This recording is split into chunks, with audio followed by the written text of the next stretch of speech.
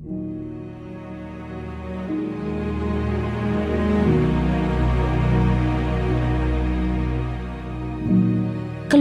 18.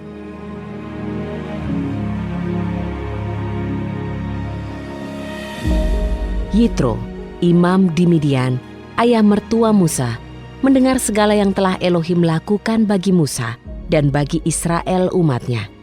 Dan Yahwe membawa Israel keluar dari Mesir. Kemudian Yitro, ayah mertua Musa, membawa serta Ziporah, istri Musa yang dahulu dipulangkannya. Dan juga kedua putranya, yang seorang bernama Gershom, sebab ia berkata, "Aku telah menjadi seorang asing di negeri lain." Dan nama yang lain, Eliezer, karena Elohim leluhurku adalah penolongku yang membebaskan aku dari pedang Fir'aun. Yitro, ayah mertua Musa, datang dengan istri Musa dan anak-anaknya di padang gurun, tempat Musa berkemah di gunung Elohim.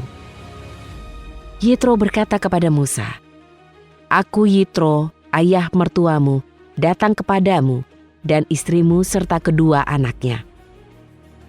Musa keluar menyambut ayah mertuanya dan membungkuk serta menciumnya. Dan mereka saling bertanya tentang kesejahteraan masing-masing, lalu mereka masuk ke kemah. Musa mengatakan kepada ayah mertuanya semua yang telah dilakukan Yahwe terhadap Firaun dan terhadap orang-orang Mesir karena Israel, dan segala kesusahan yang menimpa mereka di perjalanan, dan bagaimana Yahwe membebaskan mereka. Yitro bersuka cita untuk semua kebaikan yang telah dilakukan Yahwe kepada Israel dengan melepaskan mereka dari tangan orang Mesir. Yitro mengatakan, "Diberkatilah Yahwe yang telah membebaskan kamu keluar dari tangan orang-orang Mesir dan dari tangan Fir'aun, yang telah membebaskan umat Israel dari tangan orang-orang Mesir. Sekarang aku tahu bahwa Yahwe lebih besar daripada segala ilah, sebab dalam hal ini mereka telah bertindak angkuh. Dia ada di atas mereka." Yitro, ayah mertua Musa, membawa persembahan bakaran dan kurban-kurban sembelihan bagi Elohim. Kemudian Harun dan semua tua-tua Israel datang untuk makan roti dengan ayah mertua Musa di hadapan Elohim. Pada keesokan harinya, Musa duduk untuk mengadili umat itu. Dan umat itu berdiri di depan Musa dari pagi sampai petang hari.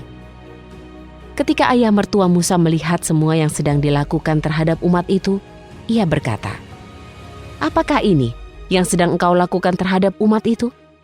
Mengapa engkau duduk seorang diri saja, sedangkan seluruh umat itu berdiri di depanmu dari pagi sampai petang?"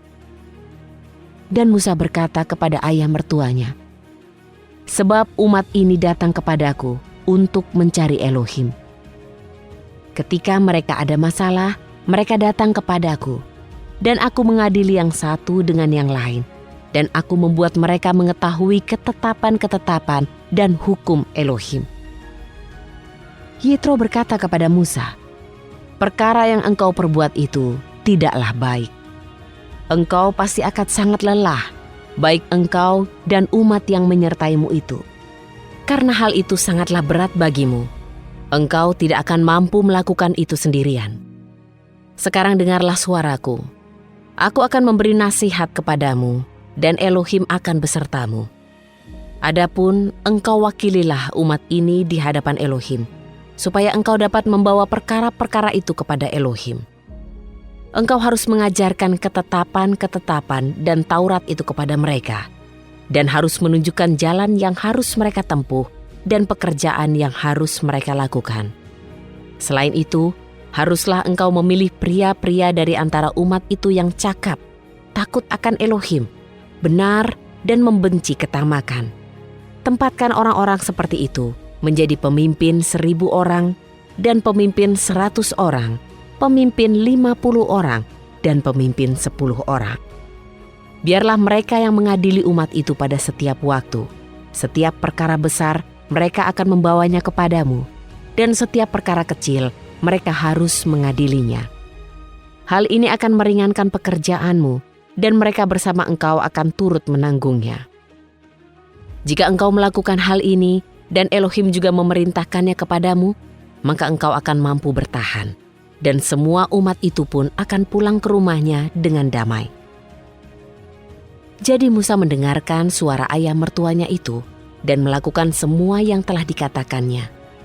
Musa memilih pria-pria yang cakap dari seluruh Israel dan menjadikan mereka menjadi kepala atas umat itu. Pemimpin 1.000 orang, pemimpin 100 orang, pemimpin 50 orang, dan pemimpin 10 orang.